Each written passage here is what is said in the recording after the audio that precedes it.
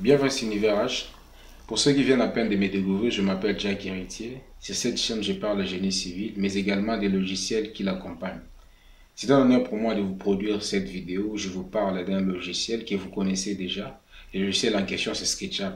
Et comme thème aujourd'hui, nous allons parler de la modélisation de la toiture sans recourir aux composants. Comme vous le savez, actuellement avec l'expansion de SketchUp, parfois on se sert des composants, mais cela n'est pas évident, surtout l'obtention du composant. Parfois, ça demande de débourser quelque chose. Et on est parfois étudiant, on n'a pas la possibilité de pouvoir s'en procurer. Donc, je vais vous montrer des méthodes qui sont simples, qui vont vous aider dans une situation où vous n'avez pas la possibilité de vous en procurer. Et je vous demande juste de visualiser la vidéo en son entièreté pour ne rater aucun détail. Et aussi, pour me soutenir, je vous demande de vous abonner si vous ne l'avez pas encore fait, de cliquer la cloche de notification afin de ne rater aucune de nos notifications ou de nos publications qui se font régulièrement. On se retrouve après la publicité. C'est parti.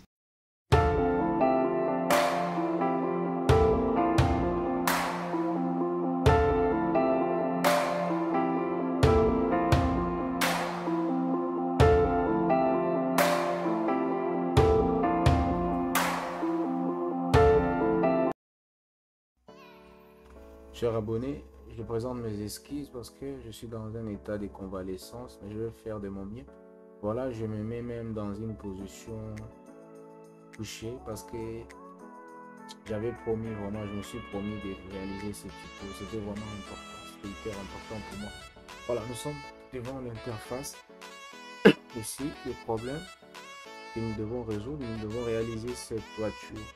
Comme je vous avais dit à l'annonce, il s'agit d'astuces qui vont justement nous permettre la réalisation de toitures sans pour autant recourir à des composants. Voilà.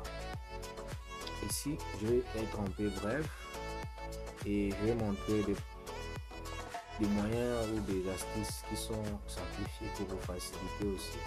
Parce qu'il arrive des fois que nous soyons un peu pressés dans les satisfaire nos clients et de répondre parfois aux exigences de nos plannings. Voilà. Ici, nous avons déjà un gabarit qui est déjà établi. Donc, la toiture a cette forme. Alors, pour ne pas utiliser petit crayon, ensuite faire des tracés, donc je vais me servir de ces gabarits justement. Alors, je vais cliquer dessus pour les sélectionner. Ensuite, je vais prendre l'outil déplacer en maintenant la touche contrôle. Ici, il s'agit de la duplication. Là, je suis en train de dupliquer. Voilà. Voilà notre gabarit. C'est la forme justement de notre toiture. Ici, après avoir réalisé cette forme, ce qu'il nous reste à faire, c'est de créer une ferme qui va justement balayer toute la surface. Alors, pour ce faire, nous allons choisir un côté. Ici, par rapport à cette toiture, regardez un peu. Regardons le versant le plus pentu. Ici, c'est de ce côté, c'est à gauche. Donc, c'est la ferme que nous allons réaliser va provenir de cette pente. Donc, c'est ce que nous allons résoudre. Donc, vous savez, nous devons l'évaluer. On va utiliser l'outil mètre pour essayer de... Bon, on peut le faire de manière aléatoire. Là, ça fait 600. Donc, ici, j'aimerais que ça soit 500. Cette portée. Tapons sur le clavier 500. Ensuite, projeter l'axe.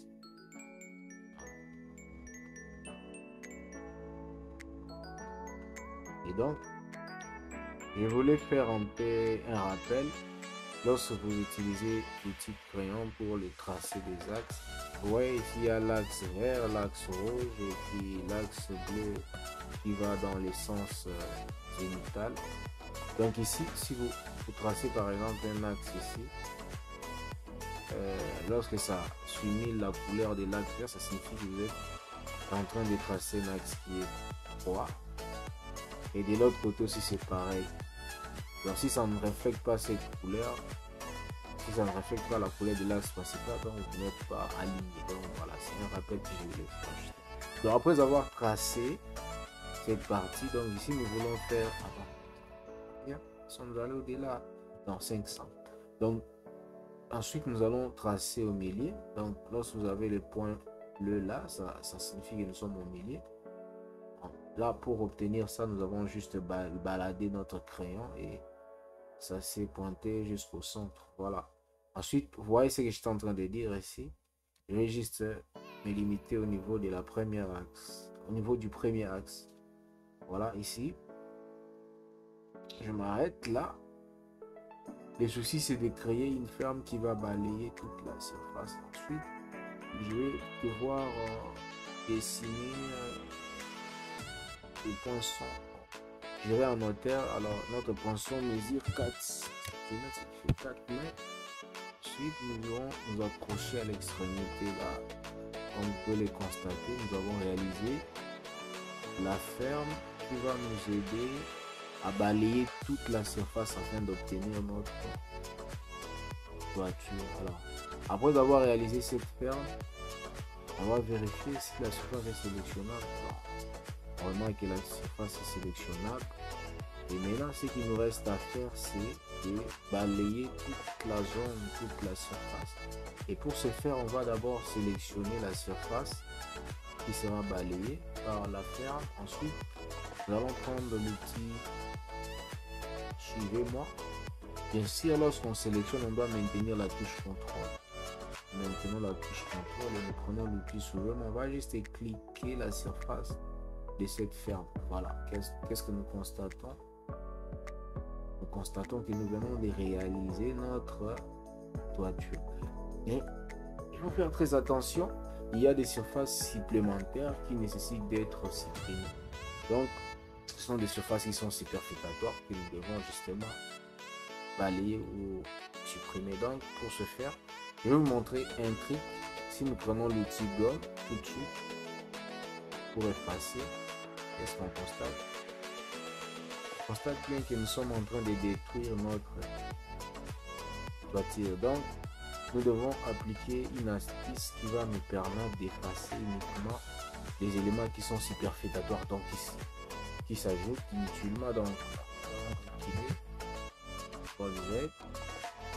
alors nous allons sélectionner toute la toiture en cliquant 3 fois sur le clic. Ensuite, nous allons faire un clic droit. Cette fois-ci, nous aurons au niveau des intersections des faces. Cette fois-ci, nous allons faire l'intersection avec les modèles. Voilà, ici. Après cette opération, on peut tenter d'effacer. Je ne dirais pas tenter parce que c'est la réponse à cette question. Si vous faites ceci, vous allez facilement effacer sans pour autant supprimer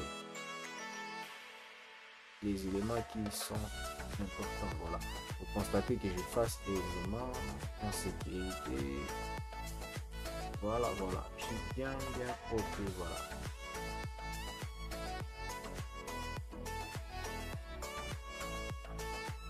Comme vous venez de constater,